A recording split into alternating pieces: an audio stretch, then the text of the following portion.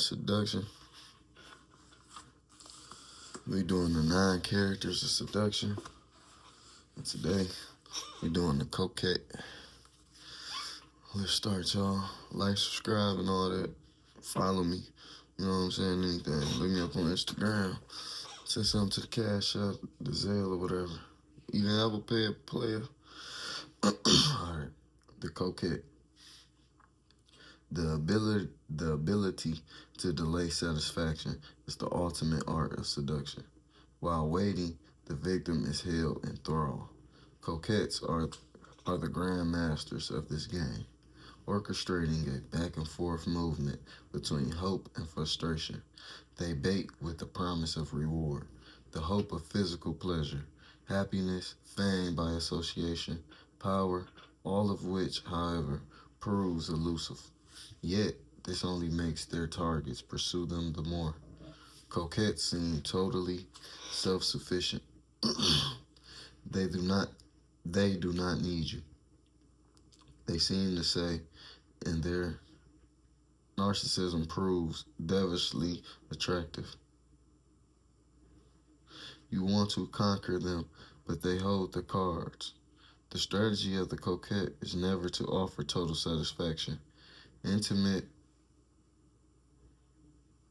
Imitate the alternating heat and coolness of the coquette, and you will keep the seduced at your heels. Damn. All right, let's get into it. Let's get it cracking. The hot and cold coquette. The hot and cold coquette. In the autumn of 1795, Paris was caught up in a strange giddiness. The reign of terror that had followed the French Revolution had ended. The sound of the guillotine was gone. The city breathed a collective sigh of relief and gave way to wild parties and endless festivals. The young Napoleon Bonaparte, 26 at the time, had no interest in such revelries. He had made a name for himself as a bright, audacious general who had helped quell rebellion in the provinces, but his ambition was boundless, and he burned with desire for new conquests. So when in October of that year, the infamous 33-year-old widow Josephine de Baroness visited his offices, he couldn't help but be confused. Josephine was so exotic, and everything about her was languorous and sensual. She capitalized on her foreignness. She came from the island of Martinique. On the other hand, she had a reputation as a loose woman, and the shy Napoleon believed in marriage. Even so, when Josephine invited him to one of her weekly soirees, he found himself accepting. At the soiree, he felt totally out of his element. All of the city's great writers and wits were there, as well as the few of the nobility who had survived. Josephine herself was a Vicomatisse, and had narrowly escaped the guillotine. The women were dazzling, some of them more beautiful than the hostess, but all the men congregated around Josephine, drawn by her graceful presence and queenly manner. Several times she left the men behind and went to Napoleon's side. Nothing could have flattered his his insecure ego more than such attention. Damn. He began to pay her visits. Sometimes she would ignore him, and he would leave in a fit of anger.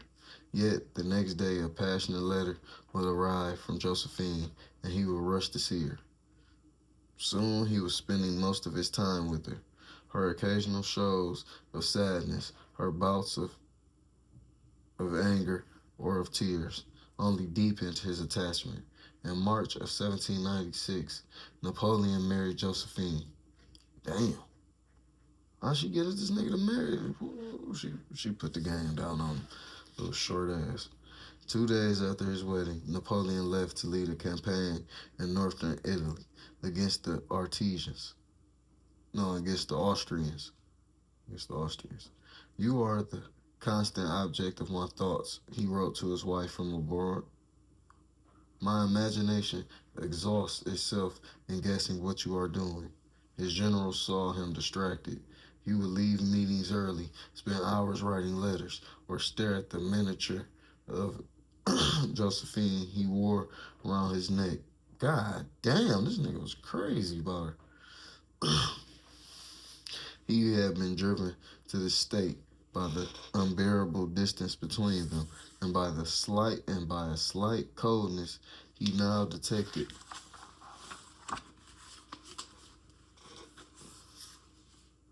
He detected in her.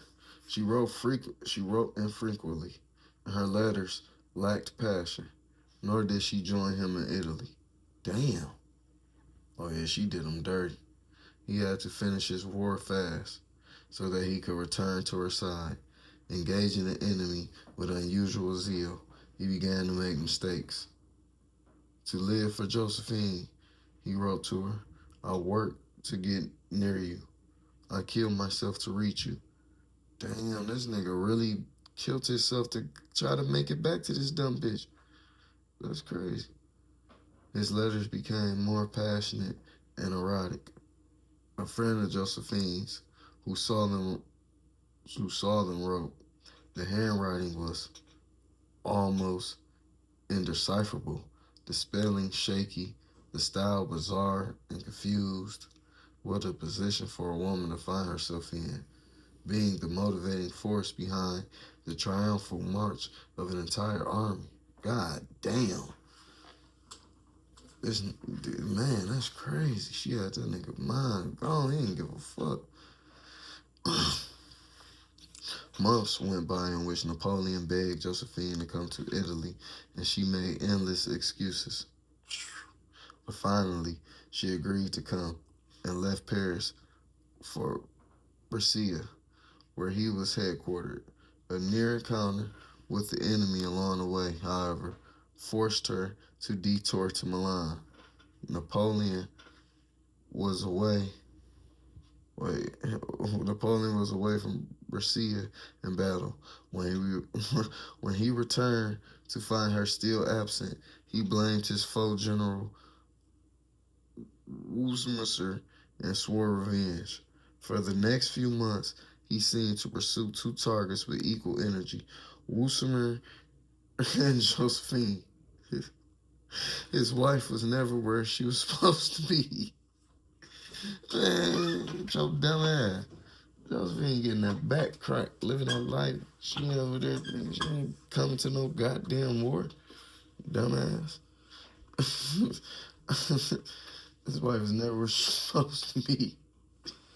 I reached Milan, rushed to your house, having thrown aside everything in order to clasp you in my arms. You are not there. Napoleon would turn angry and jealous, but when he finally caught up with Josephine, the slightest of her favors melted his heart. He took long rides with her in a darkened carriage, while his generals fumed. Damn. Meetings were missed, orders and strategies improvised. Never, he later wrote to her, has a woman been in such complete mastery of another's heart. And yet, their time together was so short. During a campaign that lasted almost a year, Napoleon spent mere 15 nights with his new bride. Damn, he only spent a mere 15 nights with her in a whole year. Napoleon later heard rumors that Josephine had taken a lover while she was in Italy. Duh, stupid motherfucker. Everybody knew that. Took on a lover while he was in Italy. His feelings toward her cooled, and he himself took an endless series of mistresses. Yet Josephine was never really concerned about this threat to her power over her husband. A few tears, some theatrics, a little coldness on her part, and he remained her slave. Damn. Act like she loved him. You cheated on me. I can't believe you. I'm sorry. I love you, bitch. That's what you deserve. I know I didn't deserve it. I'm sorry. He done fell right for it, Napoleon, dumbass.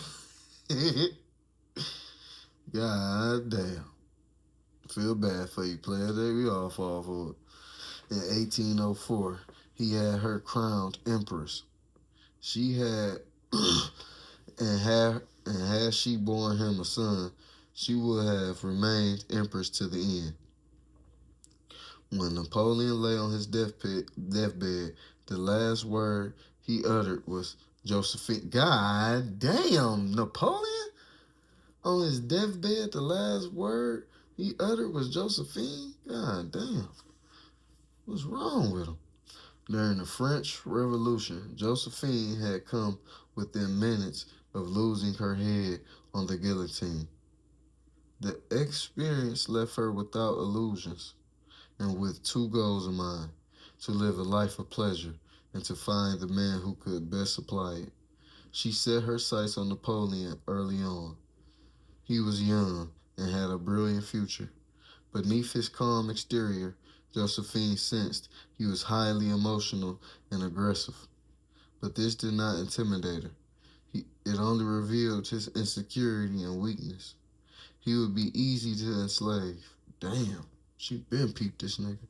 First, Josephine adapted to his moods, charmed him with her feminine grace, warmed him with her looks and manner. Damn, see? Got him with the feminine grace. You bitches don't know. He wanted to possess her. And once she had aroused this desire, her power lay in postponing its satisfaction, withdrawing from him, frustrating him. In fact, the torture of the chase, gave Napoleon a machistic pet pleasure. He yearned to subdue her independent spirit. He loved to subdue her independent spirit as if she were an enemy in battle. See, he thought he was winning because he thought couldn't nobody conquer. He's conquered some shit unconquerable. And he supposed to be the man and she conquering him. So, he was stupid ass. I guess. People are inherently perverse. That's kind of what we was just about hinting at. People are inherently perverse. An easy conquest has a lower value than a difficult one. We are only really excited by what is denied us.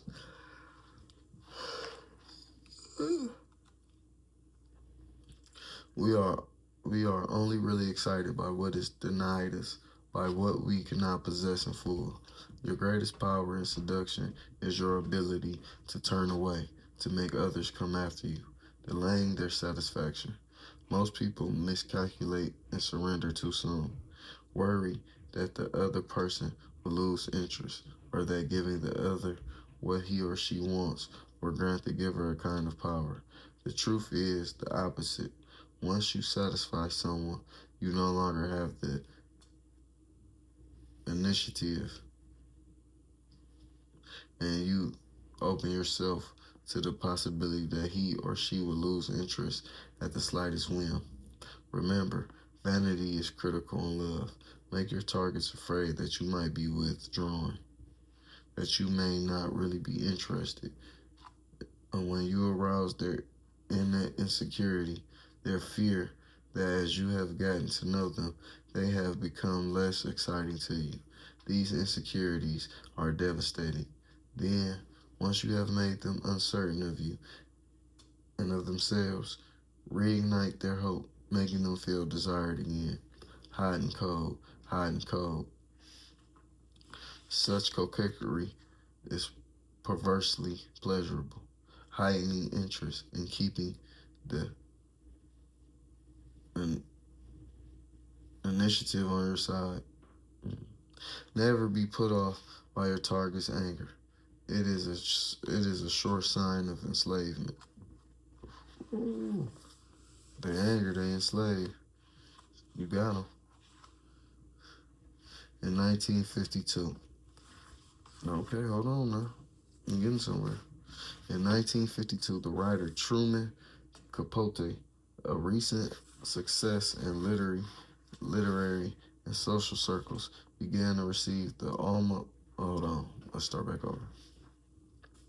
This is the code, Coquette. The code, Coquette. In 1952, the writer Truman Capote, a recent success in literary and social circles, began to receive an almost daily barrage of fan mail from a young man named Andy Warhol, an illustrator for shoe designers, fashion magazines, and the like. Warhol made pretty Warhol made pretty stylized drawings, some of which he sent to Capote, hoping the author would include them in one of his books. Capote did not respond. One day he came home to find Warhol talking to his mother, with whom Capote lived, and Warhol began to telephone almost daily. Finally, Capote put an end to all this. He seemed one of those hopeless people that you just know nothing's ever going to happen to. Just a hopeless born loser, the writer later said. 10 years later, Andy Warhol, aspiring artist, had his first one-man show at the Stable Gallery in Manhattan. On the walls were a series of silk-screened paintings based on the Campbell soup can and the Coca-Cola bottle. At the opening and at the party afterward, Warhol stood to the side, staring blankly, talking little. With the contrast he was to the older generation. What a contrast he was to the older generation of artists. The abstract expressionists, mostly hard drinking womanizers full of bluster and aggression. Big talkers who had dominated the art scene for the previous 15 years. And what a change from the Warhol who had badgered Capote and art dealers and patrons as well. The critics were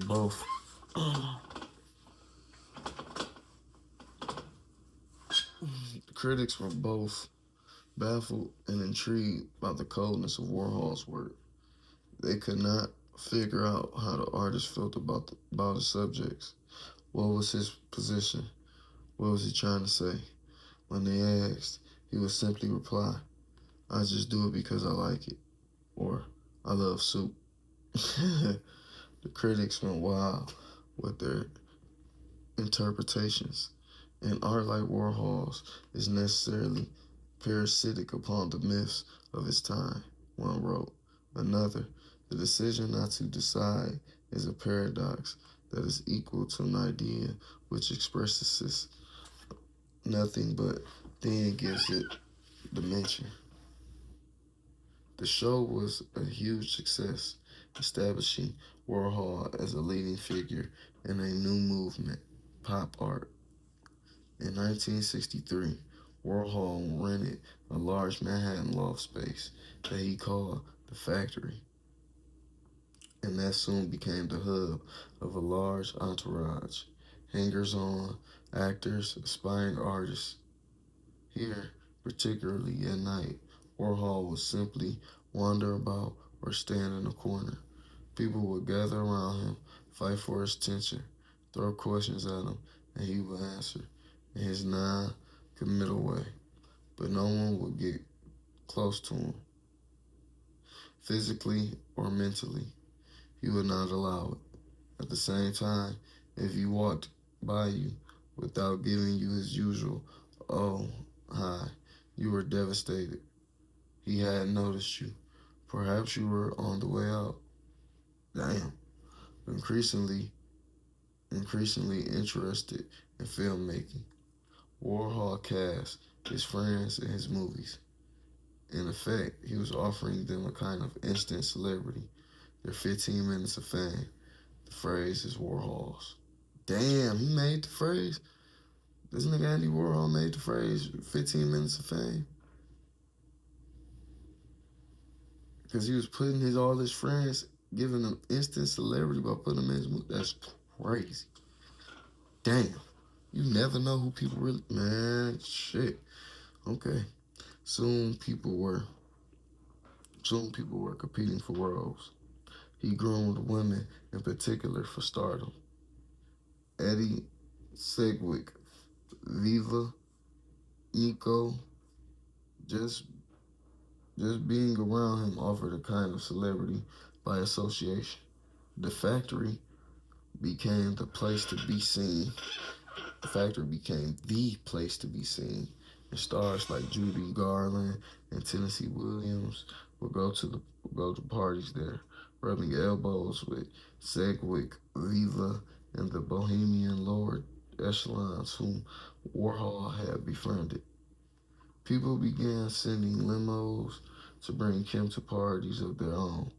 His presence alone was enough to turn a social evening into a scene, even though he would pass through in near silence, keeping to himself and leaving early. Damn. See? You gotta move by a video on the drum. But I guess to a certain extent, you can't be too trying to, man, you can't be too crazy with it now. In 1967, Warhol was asked to lecture at various colleges. He hated to talk, particularly about his own art. The less something has to say, he felt, the more perfect it is. But the money was good, and Warhol always found it hard to say no. His solution was simple. He asked an actor, Alan Miggett, to impersonate him. Miggett was dark-haired, tan, part Cherokee Indian. He did not resemble Warhol in the least, but Warhol, in France, covered his face with powder, sprayed his brown hair silver, gave him dark glasses, and dressed him in Warhol's clothes. Since Miggett knew nothing about art, his answers to students' questions tend to be as short and enigmatic as Warhol's own. This nigga was a genius. Ain't no way you this damn smart. The impersonation worked. Warhol may have been an icon, but no one really knew him. And since he often wore dark glasses, even his face was unfamiliar in any detail. The lecture audiences were far enough away to be teased by the thought of his presence, and no one got close enough to catch the deception. He remained elusive early on in life. Andy Warhol was plagued by conflicting emotions. He desperately wanted fame, but he was naturally passive and shy. I've always had a conflict, he later said, because I'm shy, and yet I like to take up a lot of personal space.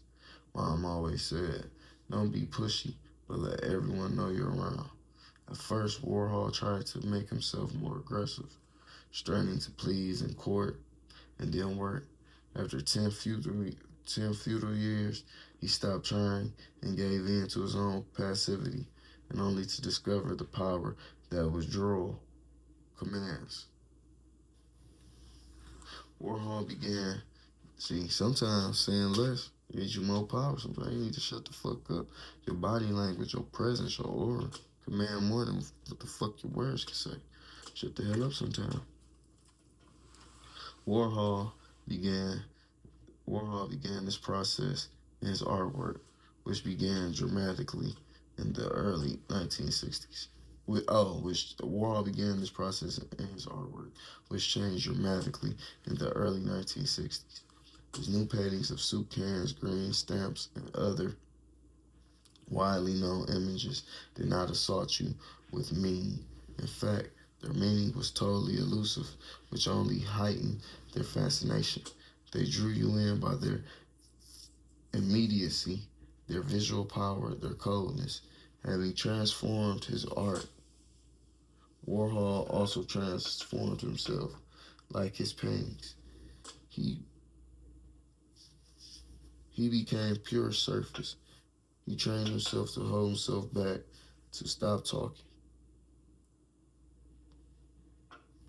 The world is full of people who try, people who pose themselves aggressively. They may gain temporary victories, but the longer they are around, the more people want to be, the more people want to confound them. They leave no space around themselves, and without space there can be no seduction. Cold coquettes create space by remaining elusive and making others pursue them. Their coolness suggests a comfortable confidence that is exciting to be around. Even though it may not actually exist, their silence makes you want to talk. Their self-containment, their appearance of having no need for other people, only makes us want to do things for them, hungry for the slightest sign of recognition and favor. Damn. But ain't that's how I go? That nigga 50 Cent just posted some shit like that saying, no, that's what he said. 50 Cent said that. He said, man, always makes it like you don't need nothing, and people would like to help you more. The more you seem like you don't need shit from them, they want to do more shit for you.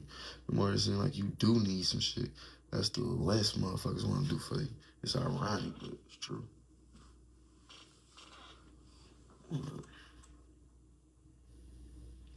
Let me see where else I at. They leave no space and remaining elusive, making others pursue them. Their coolness is just a comfortable confidence that is exciting to be around, even though it may not actually exist. Their silence makes you want to talk. Their self-containment, their appearance of having no need for other people, only makes us want to do things for them, hungry for the slightest sign of recognition and favor. Cold, cold coquettes may be maddening to deal with, never committing, but never saying no, never allowing closeness. But more often than not, we find ourselves coming back to them, addicted to the coldness they project. Remember, seduction is a process of drawing people in, making them want to pursue and possess you. Seem distant, and people will go mad to win your favor.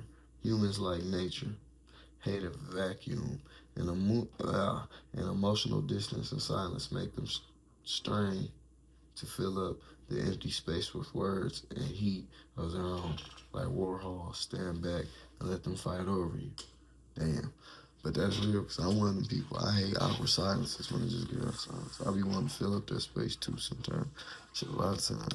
I know. You gotta stop that dumb shit. Man, that shit was on the anti-seductive. I bet you. Need to stop that. Yeah. Damn. Dang, this was the shortest one. Okay. Let me see. Hold on. Yeah, that's the short. That was one short. Okay. According to the popular concept, coquettes are consummate teasers.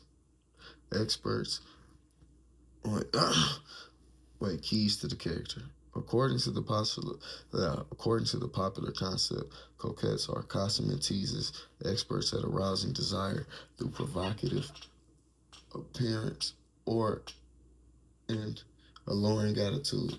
But the real essence of coquettes is in fact their ability to trap people emotionally and to keep their victims in their clutches long after that first titillation of desire.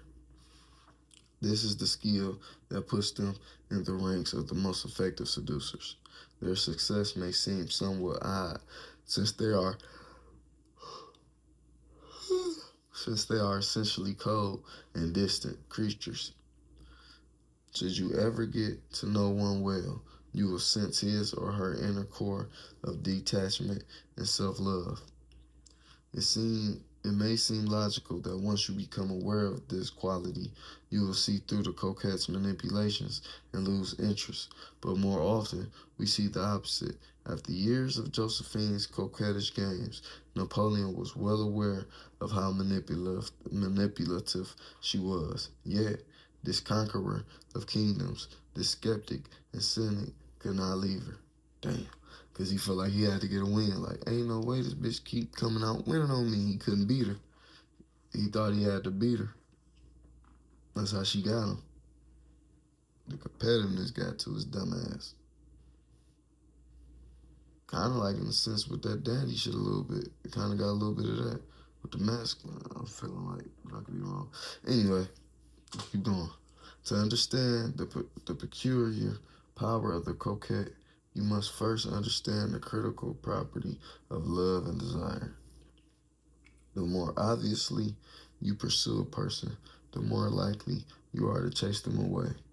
Too much attention can be interesting for a while, but it soon grows cloying and finally becomes claustrophobic and frightening.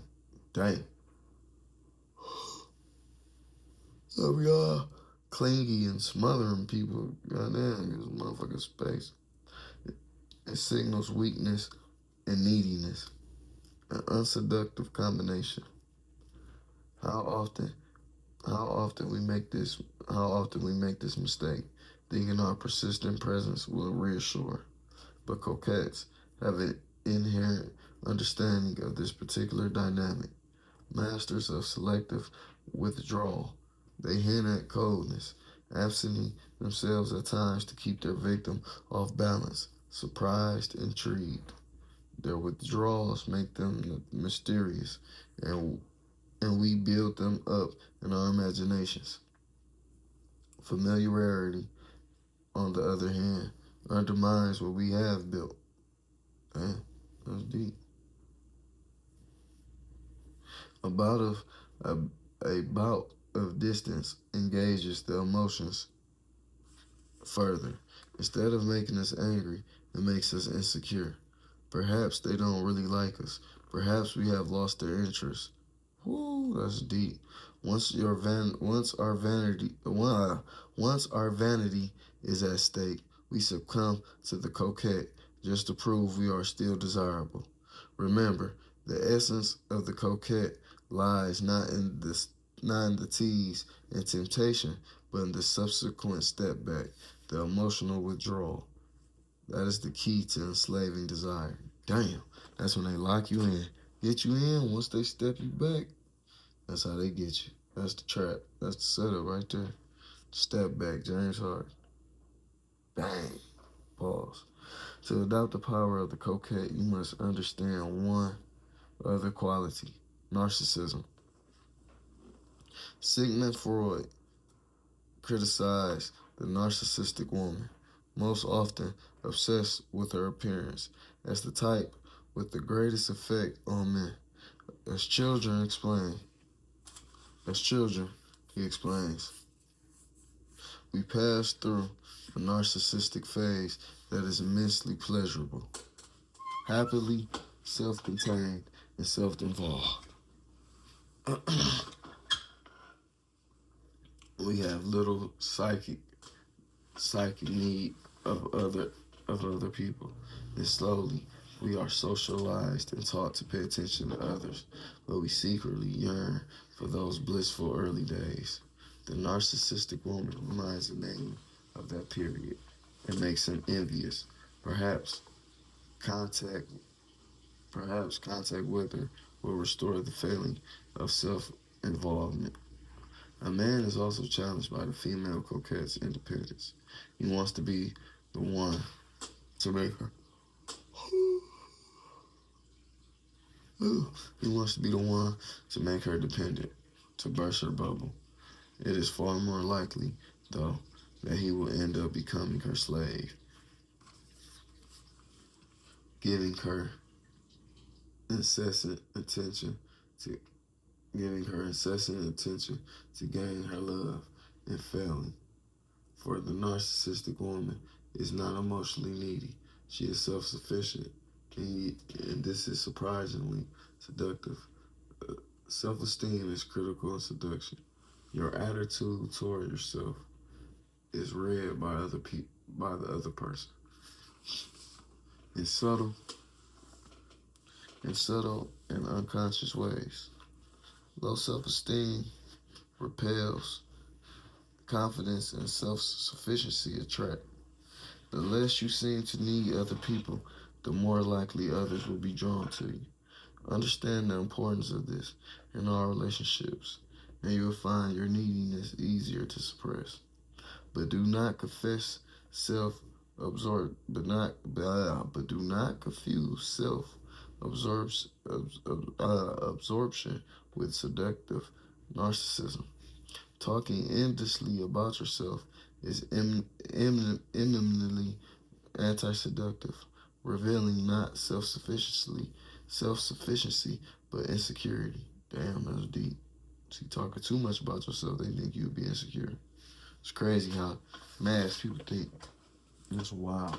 The coquette is traditionally thought of as female, and certainly the strategy was for centuries one of the few weapons women had to engage and enslave a man's desire. One ploy of the coquette is the withdrawal of sexual favors, and we see women using this trick throughout history. The great, they took that little coochie back. Said nope. This is great throughout history. The great 17th century French courtesan, then indeed in close, was desired by all the preeminent men of France, but only attained real power when she made it clear that she would no longer sleep with a man as part of her duty. This drove her admirers to despair, which she knew how to make worse by favoring a man temporarily, granting him access to her body for a few months, then returning him to the pack of the unsatisfied. Queen Elizabeth I of England took coquettishness to the extreme, deliberately arousing desires of her quarters, but sleeping with none of them. Man. Okay. Longing for long for a tool of social power for women. Coquettishness was slowly adapted by men, particularly the great seducers of the 17th and 18th centuries, who envied the power of such women. One 17th century seducer, the Duc de Luzon, was a master of exciting a woman. Then suddenly, acting aloof, women went wild over him. Today, conqueries, genderless, in a world that discourages direct confrontation, teasing coldness and selective aloofness are a form of indirect power that are brilliantly disguises its own aggression. I feel like you wrote a typo.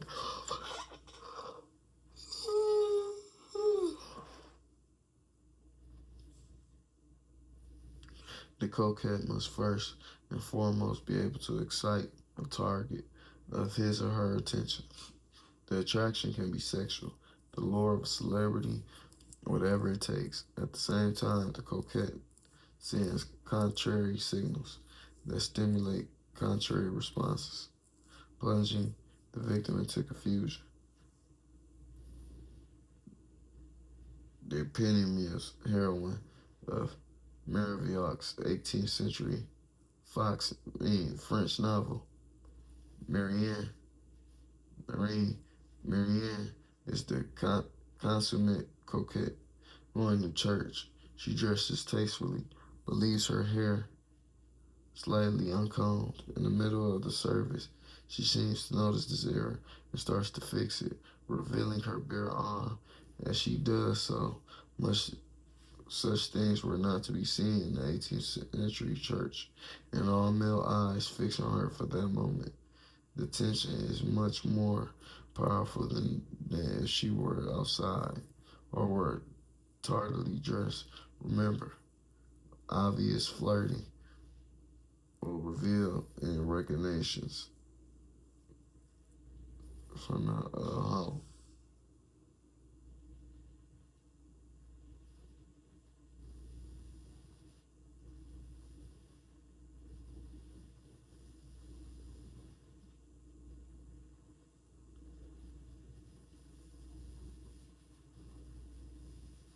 Okay. Damn.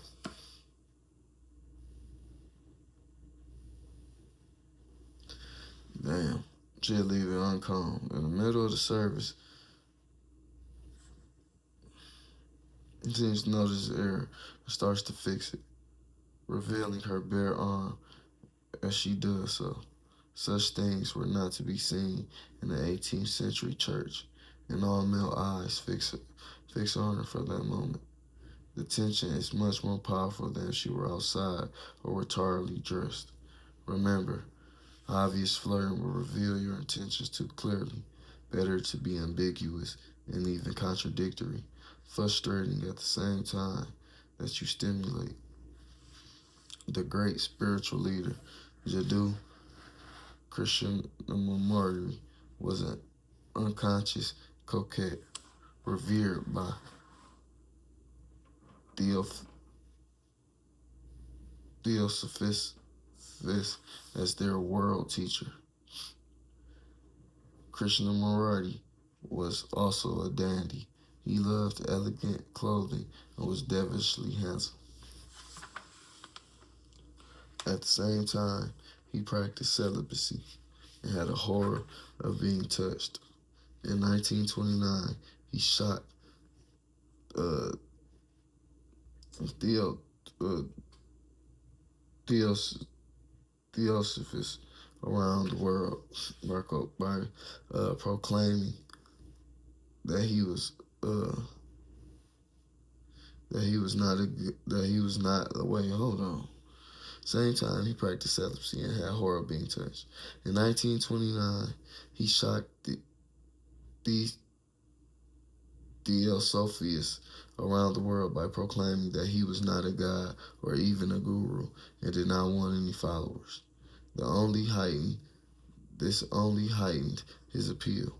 Women fell in love with him in great numbers, and his advisors grew even more devoted, physically and psychologically. Krishnamurti Krishnamurti was sending contrary signals. While preaching a generalized love and acceptance in his personal life, he pushed people away. His attractiveness and his obsession with his appearance might have gained him attention, but by them, but by but by themselves would not have made women fall in love with him. His lessons of celibacy and spiritual virtue would have created disciples, but not physical love. The combination of these traits, however, both drew people in and frustrated them. A coquettish dynamic that created an emotional and physical attachment to a man who shunned such things. His withdrawal from the world had the effect of only heightening the devotion of his followers. Coquetry depends on developing a pattern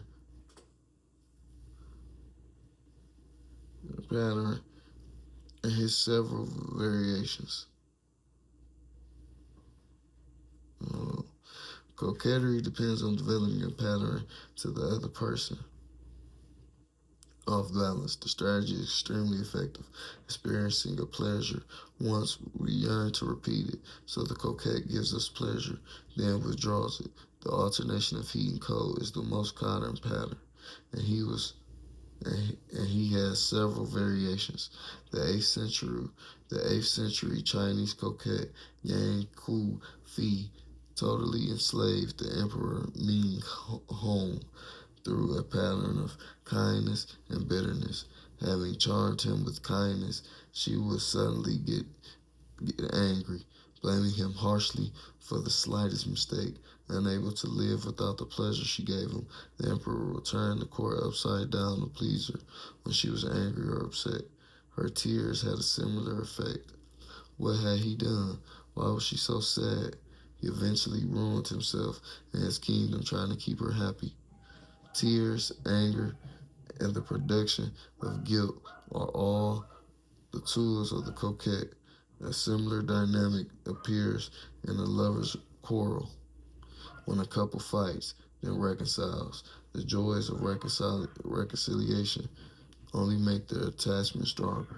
Sadness of any sort is also seductive, particularly particularly if it seems deep rooted, even spiritual. Rather than needy or pathetic, it makes people come to you. Damn, that hot and cold.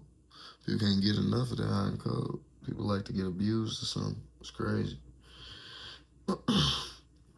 Coquettes are never jealous. They will undermine their image of fundamental self-sufficiency, but they are masters of exciting jealousy.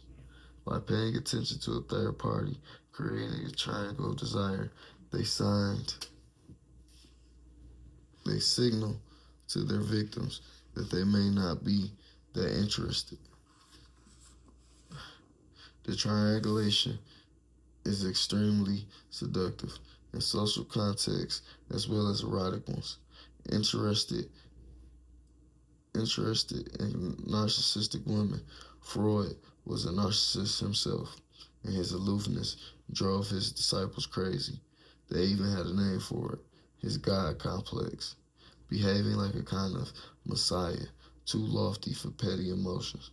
Freud always maintained a distance between himself and his students, hardly ever inviting them over for dinner, say, and keeping his private life shrouded in mystery. Yet he would occasionally choose an acolyte to confide in. Carl Jung, Otto Rank, Lou Andreas Sloan. The result was that his disciples went berserk trying to win his favor. To be the one he chose, their jealousy, to be the one he chose. Their jealousy when he suddenly favored one of them only increased his power over them. People's natural insecurities are heightened in group settings. Divide and conquer. Maintaining aloofness. By maintaining aloofness, coquettes start a competition to win their favor. If the ability to use third parties to make targets jealous is a critical seductive skill, Sigmund Freud was a grand coquette. All of the tactics of the coquette have been adopted by political leaders to make the public fall in love. While exciting the masses, these leaders remain inwardly detached, which keeps them in control. The political scientist Roberto Michels has even referred to such politicians as cold coquettes. Napoleon played the coquette with the French. After the grand success of the Italian campaign had made him a beloved hero, he left France to conquer Egypt, knowing that in his absence, the government will fall apart. The people will hunger for his return, and their love will serve as the base for an expansion of his power. After exciting the masses with a rousing speech, Mao Zedong would disappear from sight for days on end, making himself an object of cultish worship, and no one was more of a coquette than Yugoslav leader Joseph Tito, or Yusuf, who alternated between distance from and emotional identification with his people. All these political leaders were confirmed narcissists. In times of trouble, when people feel insecure, the effect of such political coquetry is even more powerful. It is important to realize that coquetry is extremely effective on a group, stimulating jealousy, love, and intense devotion. If you play such a role with a group, remember to keep an emotional and physical distance. This will allow you to cry and laugh on command. Damn. Project self-sufficiency, and with such detachment, You'll be able to play people's emotions like a piano. Woo! Damn. That was cold blooded. That was cold blooded. Alright, we almost done. The dangers. Coquettes facing obvious danger. They play with volatile emotions. Every time the pendulum swings, love shifts to hate. So they must orchestrate everything carefully.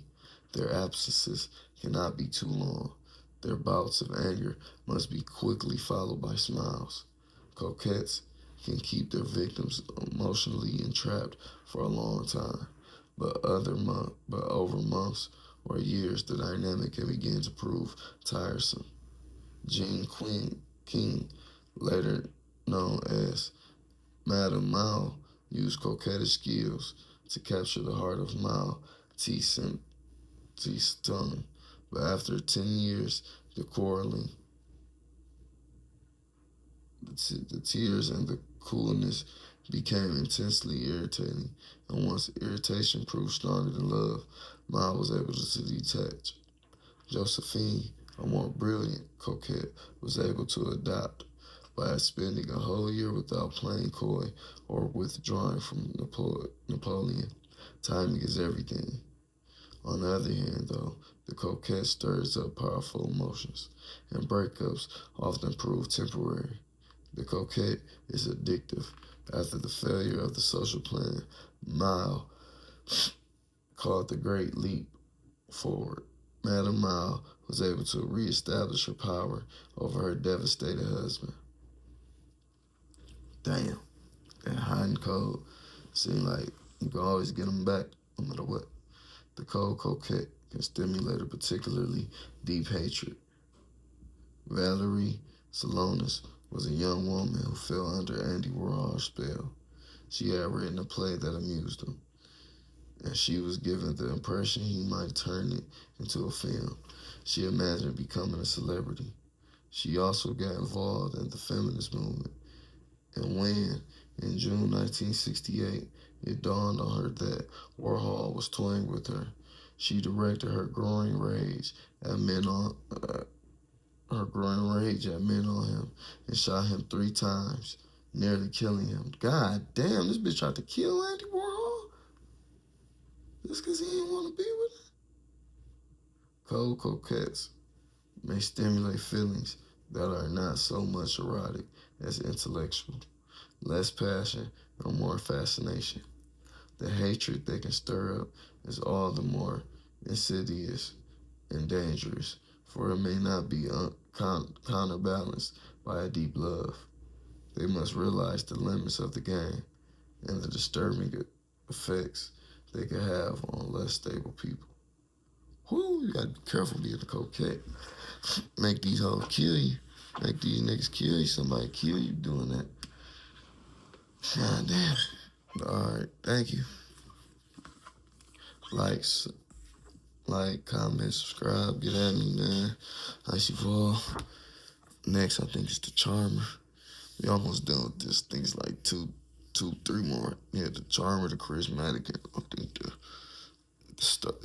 Charismatic, the Charmer, the Star. The Charismatic, the Charmer, the Star,